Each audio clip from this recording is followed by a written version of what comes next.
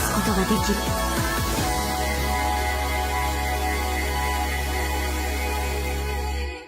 You know, as random as I found this, it was an honestly nice surprise, because if anything, it does get me somewhat excited to see if we get any more focus on the Shin Megami spin-offs, you know, like Devil Survivor or Devil Summoner games. But at the back of my mind, whilst I was watching this trailer, I couldn't help but notice the change in aesthetics.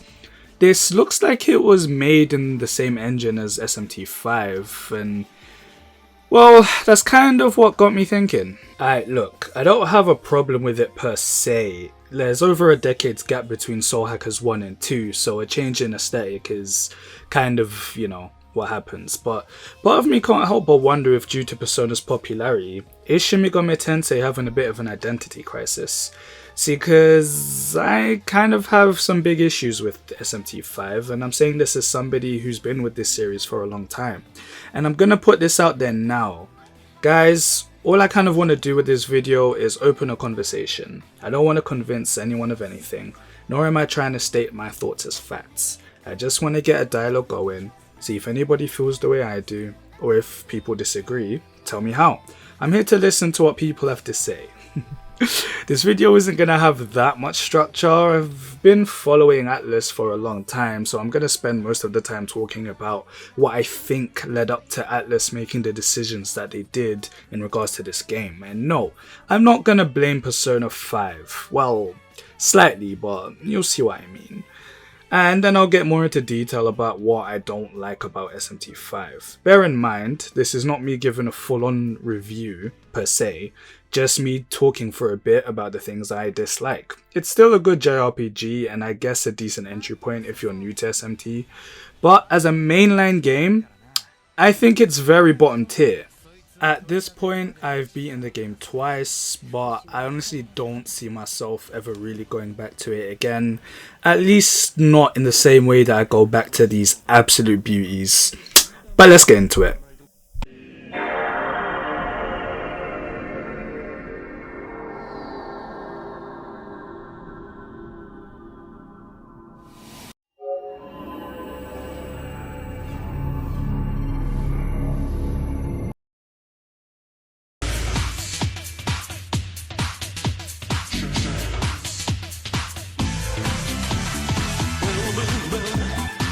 When platforms like YouTube started flourishing, suddenly it wasn't really up to IGN or GameSpot to put out game reviews.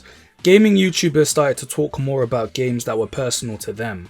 Suddenly, certain games were becoming more popular and well known simply due to word of mouth.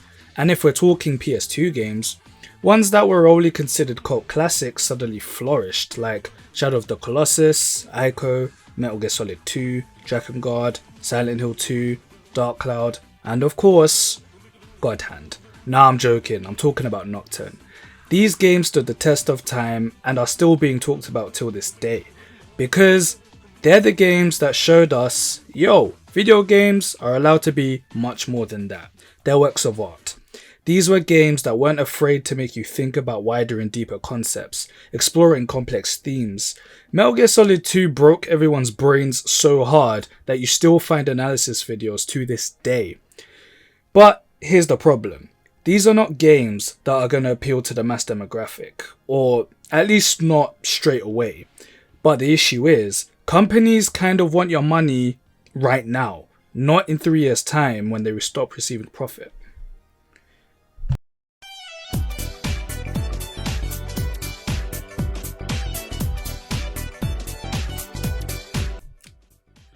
With Persona, Atlus were able to create a formula which perfectly balanced dark themes with wacky anime hijinks and life simulation, while keeping the themes fairly surface level, you know? You get villains who are just villains, not much room for moral grey areas or multiple endings. I do love Persona, by the way. Persona 5 Royal's gameplay and aesthetic is just mwah. And of course, this series has a different focus entirely with developing its characters. But the point I'm trying to make is that Persona's more accessible, so it's easy to stick to the formula. All you kind of have to do is find small ways to expand and improve on what you already have. And yeah, Persona hit a strong renaissance. Keep this at the back of your mind just for a second. Let's talk about this absolute gem of a game, Shin Megami Tensei 4. For a good while, Atlus produced games for the DS and 3DS, and finally, after a good decade since the last mainline SMT game, we finally had Shin Megami Tensei 4 on the 3DS. And this this game is where the critics just split down the middle, or maybe the few people that played this anyway. Let's just put it like this. You had people like me who absolutely adored it and thought that Atlus improved from Nocturne in every way, besides of course in the graphics department, but we didn't really care. The story, gameplay, presentation, the music was so freaking good. This game is Shin Megami Tensei through and through. This is my favorite Shin Megami Tensei game.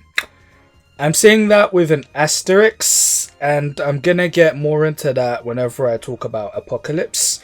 And then you had everyone else who'd never really played a Mega 10 game or didn't quite understand what Shin Megami Tensei really was. And most of the things that people complained about were the things that made Shin Megami Tensei what it is. But I don't really blame people for that. It was the 3DS. Not saying that the 3DS isn't home to some mature games, but you get where I'm going with this. Most people that own a 3DS aren't really here for that. I wouldn't be surprised if people jumped into this thinking that it was somehow tied to Persona, as this was around the time that Persona 4 was really everywhere. But it is what it is, and in this case, the game was pretty much polarized and didn't do very well. Atlus saw this and said, how can we make Shin Megami Tensei more appealing?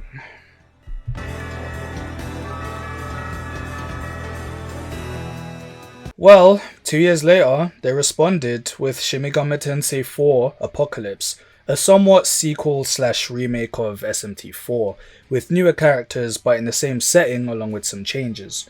The combat was tweaked so that it was a lot faster and somewhat less clunky. It was more ironed out. However, the best way most people explain the major changes to how the story was revamped is that they personified it along with the characters. While the gameplay is the best SMT has ever been, this story is absolute garbage. It is on rails with nothing for you to think about. It's just going through the motions. Your choices literally dictate nothing until the very, very, very end, as the alignment system is practically non-existent. And we travel with a whole ass JRPG party with the generic power of friendship wins in the end. Though I do think this game contradicts itself with that, but that's a conversation for another day. Now, the only people who really ended up playing this game were the already existing Shin Megami Tensei fans, as I believe nobody else really cared to play this. And general consensus is that, yeah, the combat was fantastic, but everything else was too streamlined to the point of losing its identity for the sake of appealing to a wider demographic. How do you get rid of the alignment system? When you're playing a typical Shin Megami Tensei game, there's always multiple factions with their own philosophies and ideas about what should happen to humanity. Nobody is meant to be a clear-cut villain, and the game always secretly keeps score of your actions, depending on how you behave and respond to certain situations, unlocking different paths leading you to different endings, and depending on your actions throughout the story, things happen in very different ways. The characters that are with you by the end will change. Heck, some characters you may not even encounter again because you're moving in a different direction to them. If you remove this mechanic, what are we here for? Apocalypse has 2 fake out endings around the midpoint, then 2 at the very end, which literally only come down to you making one sole decision. And that's just so lame. Not to mention, one is obviously evil. Should I get into how poorly written and on rails the script is? And alright, let me chill. We're here to talk about SMT5. Now, remember when I said Shin Megami Tensei 4 is my favorite with an asterisk? Well, funny enough, I find myself going back to Apocalypse as well, just because of how fun the combat is and the huge library of demons. I think that these two, as a duology, played back to back, are my favorite, where one fumbles, the other one gets right, and vice versa. Somewhere in between these two is my quintessential perfect Shin Megami Tensei game. I think all Atlus really had to do was find a balance between these two games. Bottom line is, Apocalypse had people worried about what Shin Megami Tensei 5 was going to be like, especially considering how Persona 5 literally exploded in popularity and boosted Persona to a whole new level. Everybody, and I mean everybody, even people who didn't like JRPGs, liked Persona 5. As they should. When Persona 5 Royal came out, I literally spent hours playing it, about 16 hours a day. And don't look at me like that, it was during lockdown. What the hell else was I meant to be doing? But here's the poignant thing. Keep Persona as Persona, keep Shin Megami Tensei as Shin Megami Tensei. They both focus on different things, thus cater to different people. The personification that happened to Apocalypse had honestly fueled my anxiety for what we were going to get with 5. Though, based on the teasers and trailers that we got, it felt like Atlus had heard the concerns people had in regards to Apocalypse and were somewhat going back to what made Nocturne work. Considering that it received a HD port too, honest to God, when I saw this dude in the trailers, I thought this was Raido coming back. As excited as I was, I still had my concerns, and well, here we are. Normally when I sit down to play an SMT game, I'm there for hours, but with 5, I honestly found myself switching over to Nocturne most of the time. Honestly, the worst thing Atlus could have done to me was make Nocturne portable. I have responsibilities that I'm neglecting because of this evil thing. I am glad that 5 has sold well and lots of people seem to like it, I really am. But I swear, the way Atlus addresses the complaints people had about Apocalypse in this game feels almost passive-aggressive. Like, oh, okay, you guys missed the isolation from Nocturne? Well, here we are, we're throwing you in the middle of nowhere. Good luck. Oh, Apocalypse has too much dialogue? Alright then, you're only getting story every 20 hours. Enjoy. The dungeons aren't very interesting to look at in Apocalypse? Alright, sorry about that. Forget it then. No dungeons at all. I'm only joking, but honestly, it's like they panicked and just created this game based on knee-jerk reactions by exaggerating the scope of what we liked, while trying to innovate where it wasn't really needed. Let's start by talking about this open world. When Atlus announced that this game was going to be open world, I sort of just assumed that, well, in SMT games, you've always got the world map, which you travel through from a top-down view, with you being represented by a cursor. When you access different cities, the camera switches to a behind-the-back perspective, and within these cities you have whatever community resides there, and then whatever dungeons exist, whether it's an infested office building, school, hospital, prison. You get the idea. So by open world, I figured all they meant was that the world map was probably going to have a behind the back perspective the entire time, which you'd still be able to seamlessly access different dungeons or cities. Alright, cool. But nah, there's no real world map. I mean, unless you want to count this dinky thing. What they meant was you'd have 4 open areas, and that's kind of it. There's not much to them besides some platforming and enemies to fight.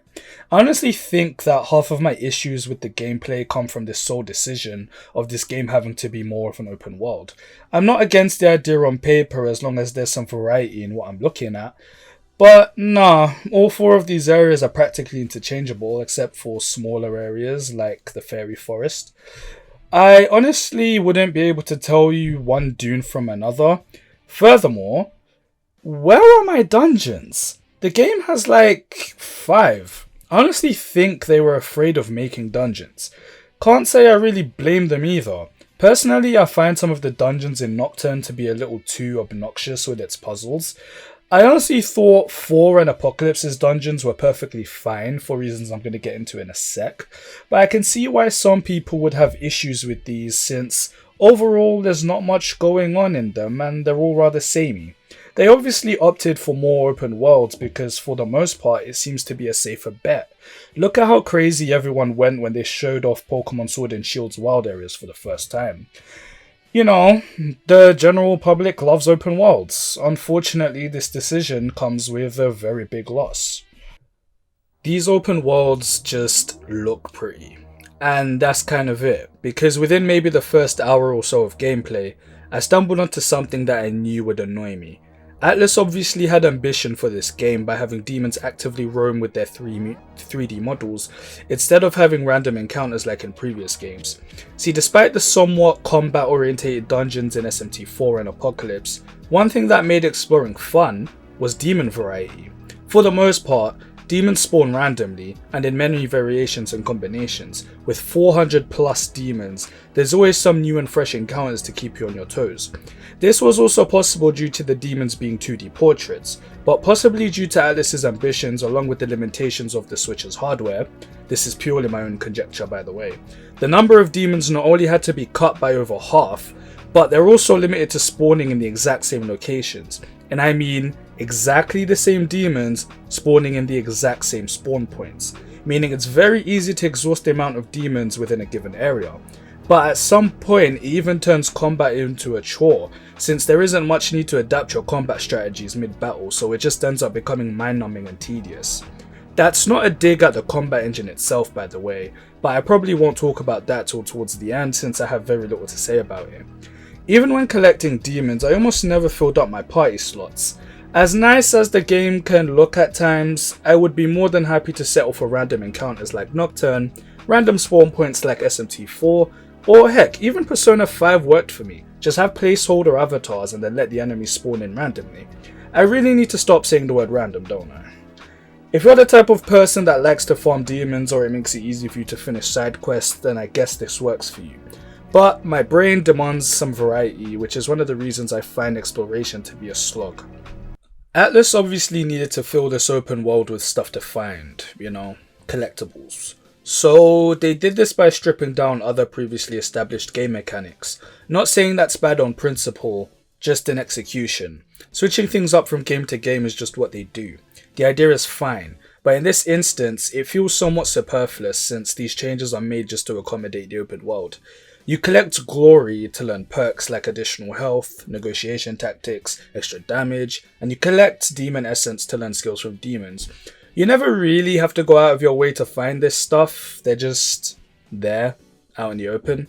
I think overall it's slightly more engaging in SMT4 when you're able to acquire these things through side quests and demon whisper mechanic, where a demon has learned all the skills it can and then offers to teach you. Makes your journey with the demon feel more worthwhile, but nah, in SMT5 you just find skills by finding essence in like treasure chests and stuff.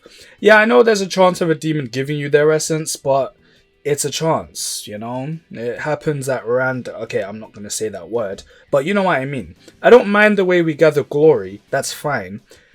But it took a while for the essence system to really grow on me since I think it takes away another subtle part of demon negotiation. In SMT4, if I see a demon with a skill I might want, it's more of an incentive to want that demon in my party so that it could teach me its skill. But that's if you even want to use demon skills, because now you can learn Nahabino skills, which are kind of overpowered, not gonna lie. So it almost becomes pointless to even use demon essence towards the end. Again, overall, not bad ideas. These are just more factors that disengage me from the demons and the game.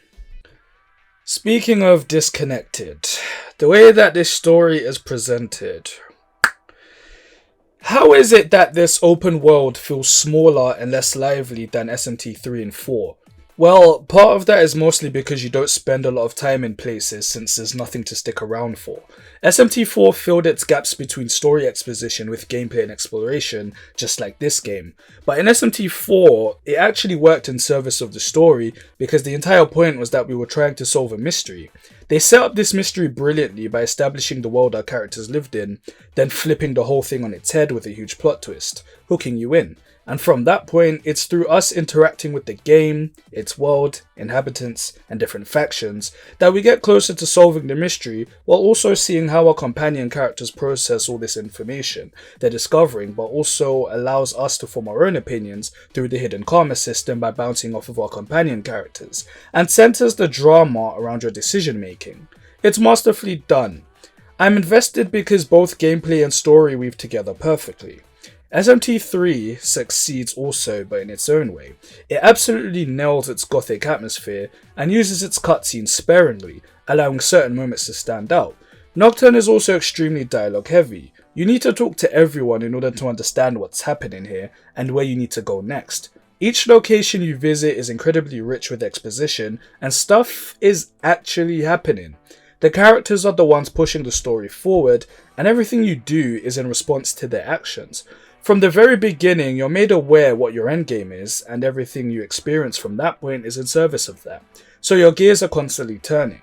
It's almost like when trying to recapture the spirit of Nocturne in SMT5, they completely forgot about giving us actual incentive to do the things that we do, because 5 can't seem to decide what theme it wants to focus on, or what story it even wants to tell. We spend the first quarter wandering around with not much really happening, just trying to escape. Then the game decides it wants to be about demons feeding on human emotions, which, yeah, I wonder what audience you're trying to pander to with that. Then we're launching an assault on the Demon King. Then finally we get to what SMT should be focusing on: the clashing gods and their factions. Hey plot, it's nice for you to finally catch up with us. The reason that this annoys me the way that it does is because this final quarter of the game is what has the most story-rich content. So much so that it's enough to actually fill out an entire game on its own. You want my honest opinion?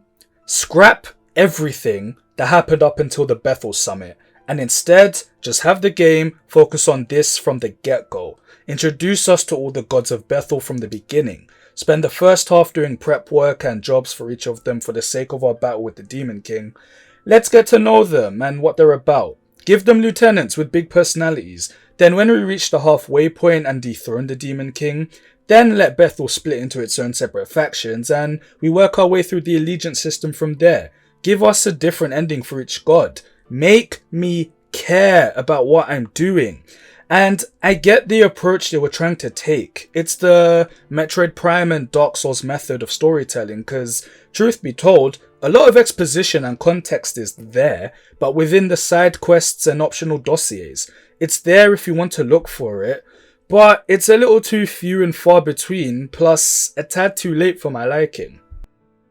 So you remember earlier when I was moaning about Apocalypse not really having an allegiance mechanic? It's the exact same. None of the dialogue choices you pick throughout the game matter in the slightest. It's all about that final decision you make in the end. That's it. I'm not going to act like 4 was the most subtle with this mechanic.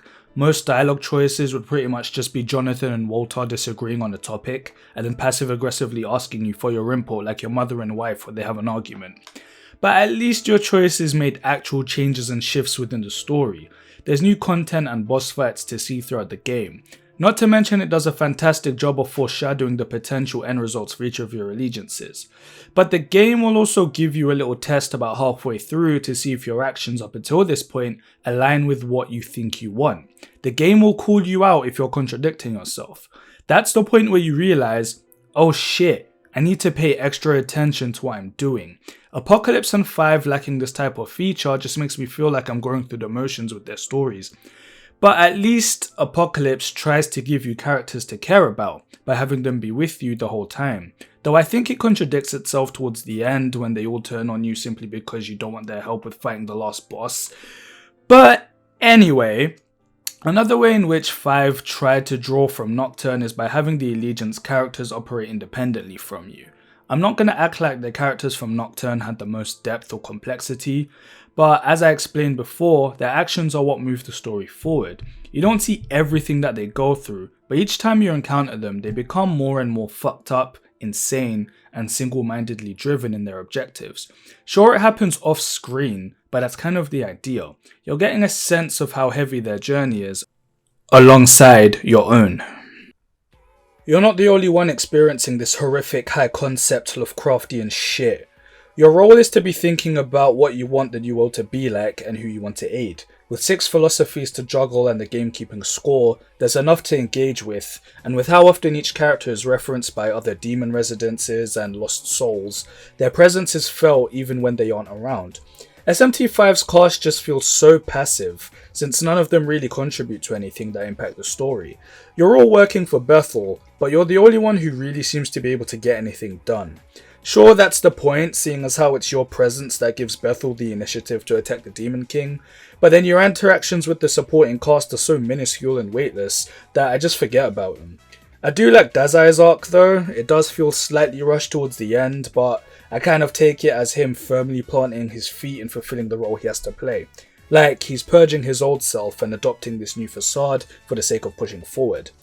Miyazu. I only really feel like I got to know her and like her because I did her side quest. Tao. Not gonna lie, when she died, I was kind of like, why were you here again? Like, what was your role? And then she just comes back to life and explains it. Like, alright then. Yuzuru.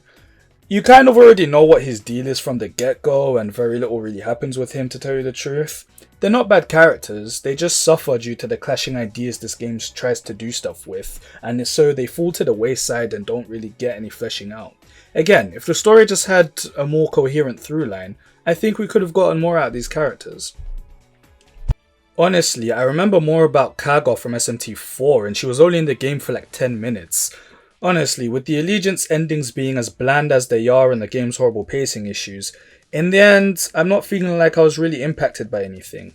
You could argue that's kind of what SMT is about. Like, if you found yourself not caring about anything, there's an ending for that. You know, endless cycles and history doomed to repeat itself because we're so nihilistic. There's a difference between me not caring because it's what the game intended, or not caring because the game tried to make me care and it failed. And frankly, I think this game falls into the latter. Besides, isn't SMT meant to be above that? From these games, I always drew the idea that as nihilistic as you want to be, no matter how little you think God may care about you, your life is still worth living. It's worth making an effort. Don't give in to the hopelessness of it all. The struggle is worth it. Find something to care about, find something to cling on to and believe in.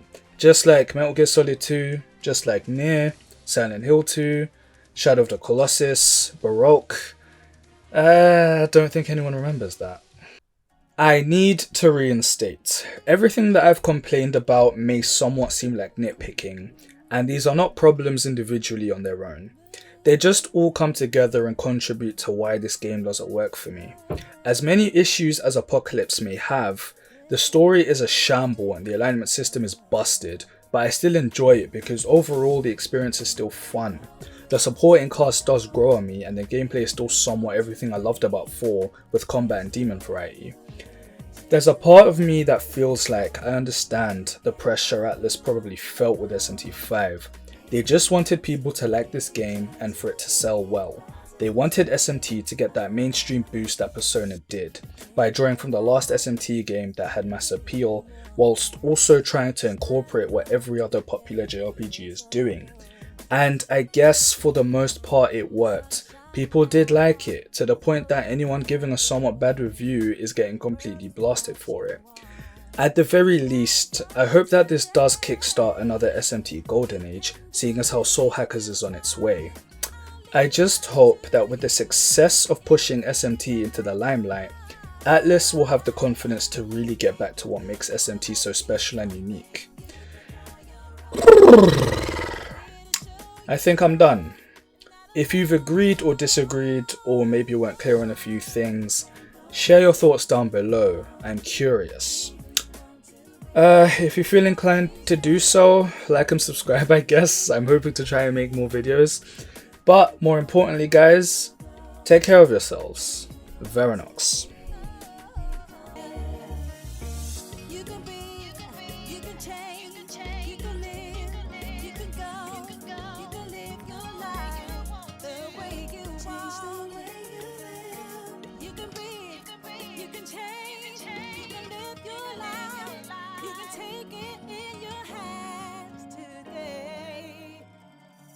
Today